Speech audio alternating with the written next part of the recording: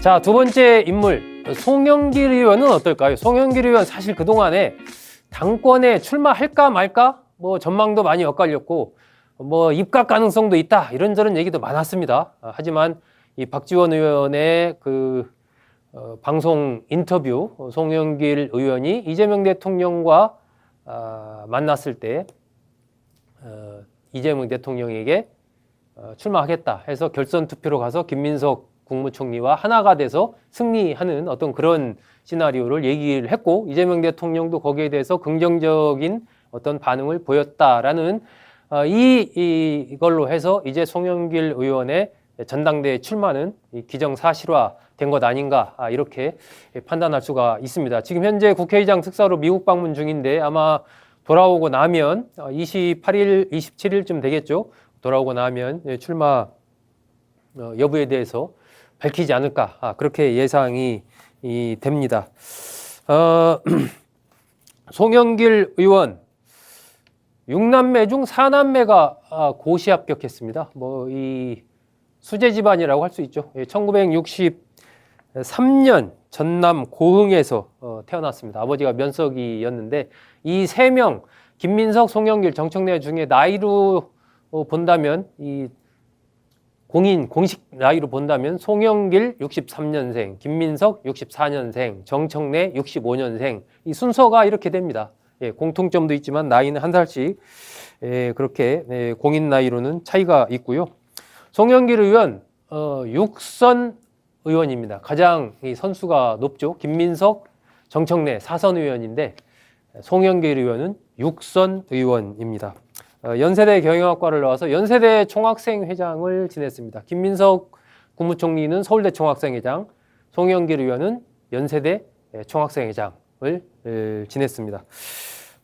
사법고시에 합격을 했어요. 36회 사법시험에 합격을 했고 합격하고 나서 여러 가지 이제 민변이라든지 또 노동 단체들 관련해서 이제 변호사 활동을 많이 했습니다. 그러다가 2000년 16대 총선 때 송영길 의원 국회에 입성을 하게 됩니다. 인천 계양에서 이때 이제 당선을 하죠. 그러면서 계속 이제 여기에서만 5선 당선을 하게 되는 거죠. 자, 16대 총선 때 계양에서 당선해서 국회에 입성해서 계속 여기서만 5선을 지내게 됩니다. 그리고 나서 이제 이 지역구를 물려받은 게 바로 이재명 대통령이죠. 이재명 대통령에게 지역구를 물려준 그런 특별한 인연이 있습니다. 인천시장도 지냈습니다. 2010년도에 한번 지냈고요. 재선에서는 낙선했지만 2010년 인천시장을 지낸 그런 경험이 있습니다. 2021년에는 당대표도 지냈습니다. 홍영표 의원, 우원식 의원과 그때 맞붙어가지고 당대표에 승리했죠. 6선 의원의 광역시장 지냈고 당대표도 지낸 송영길 의원. 그리고 고향이 전라남도 고흥. 여러 가지 이제 민주당의 당대표에 도전 할 만한 그러한 조건을 충족하고 있는 거죠. 이미 한번 지내기도 했지만 다시 도전하고 있는 겁니다. 2021년도에 당대표에 있을 때 이재명 공부하기 운동까지 펼쳤습니다. 그때부터 이제 이재명 대통령과 남다른 그런 관계를 가져간 거죠. 그리고 나서 이재명 대통령이 대선에서 낙선하니까 당대표에서 이제 물러났죠. 그리고 나서 뭐 서울시장 출마도 했었죠. 그런데 상당한 표차로 그때 낙선을 하죠. 그리고 프랑스로 유학을 갑니다. 그랬는데 그 전당대회 돈봉투 사건이 터졌지 않습니까? 그래서 그것 때문에 이제 민주당을 탈당을 하게 되죠. 그래서 다시 무죄를 받아서 복당하겠다 이러면서 탈당을 합니다. 2024년 총선 때는 그 소나무당 자신이 창당한 소나무당 후보로 광주에 출마를 합니다. 광주 서구갑에서 출마를 해서 17.38% 득표하는데 낙선을 하죠. 그리고 나서 지난 2월 달에 더불어민주당에 이제 복당을 합니다. 이 전당대회 돈봉투 살포 의혹과 관련해서 이제 무죄를 받고 나서 민주당에 복당을 하게 되죠. 어쨌든 송영길 의원은 이재명 대통령과 남다른 그러한 관계가 있는 겁니다. 자신의 지역구를 이재명 대통령에게 물려줬다라는 이러한 남다른 측면, 그리고 자신이 당대표로 있을 때 뭐 이재명 배우기 등등을 하는 등 상당히 이렇게 좀 진작부터 이재명 대통령 지지하는 그런 움직임을 보였다라는 거죠. 그래서 아마 두 사람 사이에도 남다른 좀 신뢰관계가 있지 않을까, 그렇게 좀 짐작이 됩니다. 송영길 의원 그 언어 능력이 뛰어난 걸로도 유명하죠. 영어, 일본어, 러시아어, 중국어 4개국어를 구사하는 걸로 그렇게 알려져 있습니다. 자, 송영길 의원 당권과 관련된 최대의 장점 역시 호남이 고향이라는 겁니다. 전라남도 고흥이 고향이다. 지금 민주당 대의원의 한 33% 정도가 호남 인 걸로 지금 그렇게 알려져 있습니다. 뭐 고향이 호남이지만 수도권에 살고 있는 대의원들까지 포함하면 훨씬 많겠죠. 일단 이 호남 대의원 숫자가 33%. 그런데 전남 고흥 출신이다. 김민석 국무총리는 서울, 정청래 당대표는 충남 금산, 송영길 의원은 전남 고흥.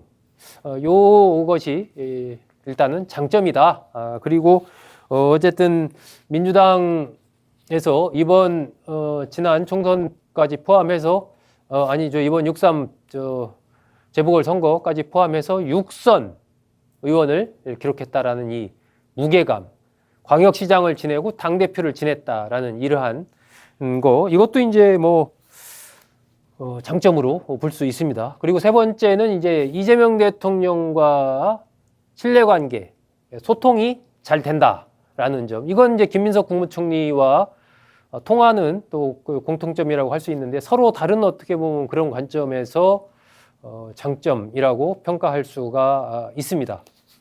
자, 장점만 있는 건 아니겠죠. 단점. 민주당의 강성 지지층과 좀 이렇게 대립하는 그러한 측면이 있다. 특히 김어준 씨라든지 과거에 뭐 불러도 안 나간다 방송에 이런 얘기 했지 않습니까?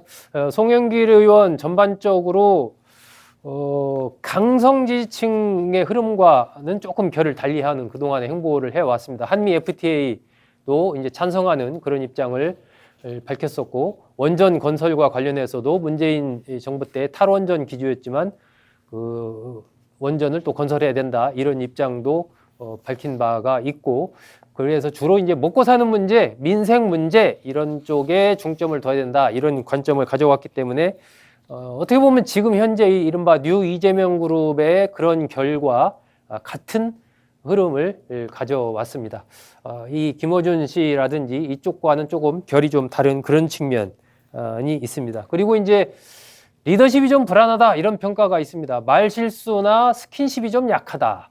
말 실수 같은 것을 좀 이렇게 격하게 표현할 때가 있고, 그러다 보니까 말 실수할 때가 있고, 이 국회의원들과의 좀 이 소탈한 스킨십이라고 할까요? 이런 게 좀 약하다. 그러니까 일단 뭐 송영길 의원이 체구가 크지 않습니까? 거기에서 일단 상대가 조금 위압감 느끼는 그런 게 있는데, 우리 맥주 한잔 합시다. 이렇게 좀 친근하게 이렇게 다가오는 이런 스타일은 아니라는 거죠. 그래서 좀 국회의원들과 이런 또 이 대의원들과의 스킨십이 좀 약하다. 이것도 이제 단점으로 지적되는 그런 부분이기도 합니다.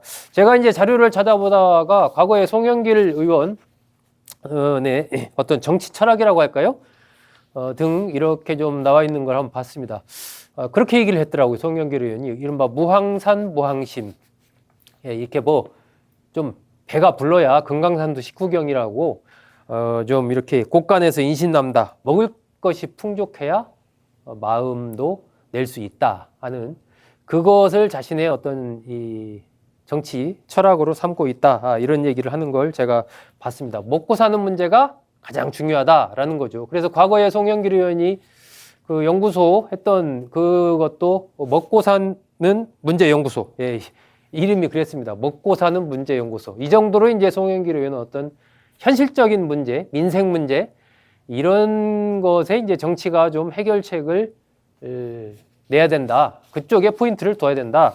이런 쪽에 가깝다라는 거죠. 그리고 어떤 정치인이 되고 싶냐라는 그러한 이 물음에, 언론의 물음에 송영길 의원이 문익점 리더십을 얘기를 했더라고. 이게 결국 이제 같이 통하는 얘기입니다. 민생 그런 거랑. 이 고려 말에 그 문익정 선생이 이 목화씨를 가져와서 어쨌든 우리 이 백성들이 좀 추위를 극복하고 좀 따뜻하게 입을 수 있는 이 그러한 옷을 만들 수 있는 그런 역할을 했지 않습니까? 마찬가지로 이제 정치인도 그런 역할을 해야 된다. 그걸 이제 문익점 리더십이다. 이렇게 이제 표현을 했더라고요. 생산형 리더십이라고 송영길 의원은 얘기합니다. 이런 역할을 정치인들이 해야 된다라는 그런 생각을 가지고 있습니다. 지금 처음에는 이제 송영길 의원이 김민석 국무총리의 이른바 페이스메이커 역할을 하지 않겠느냐라는 그러한 전망이 많았었는데 점점 최근 흐름은 이제 송영길 의원이 오히려 당대표가 될 수도 있는 것 아니냐 이런 전망하는 분석하는 사람들이 조금 늘어나는 것 같습니다.